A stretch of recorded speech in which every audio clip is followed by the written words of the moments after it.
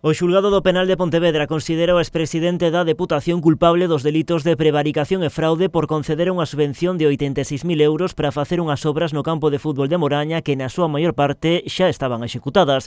A xuíza condena a Rafael Louzán a 2 anos de cadea e 8 de inhabilitación para emprego ou cargo público.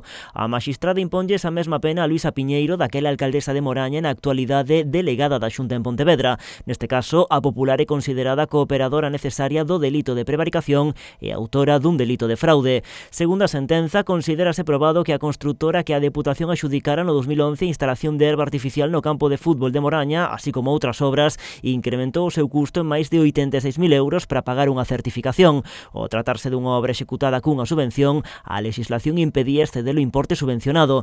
Considérase que se creou un sistema artificioso para aboar a empresa o importe que reclamaba.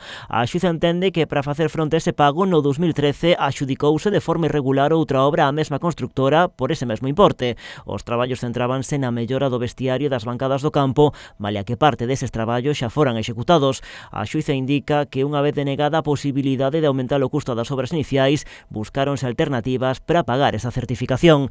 Na sentenza, a maxistrada considera que Louzán evidencia unha vontade manifesta en contra da legalidade porque o daquela presidente provincial sabía de primeira man por visitar o campo con motivo do anterior proxecto que, canto menos, a maioría das obras para as que se aprobou unha nova subvención xa estaban executadas. En canto a exalcaldesa, a sentenza explica que pediu a subvención á Deputación a sabendas de que a obra para que a solicitaba, canto menos na súa maior parte, xa estaba feita. O resto de acusados neste caso tamén foron condenados a penas semellantes. A sentenza non é firme, contra ela cabe recurso ante a Audiencia Provincial de Pontevedra.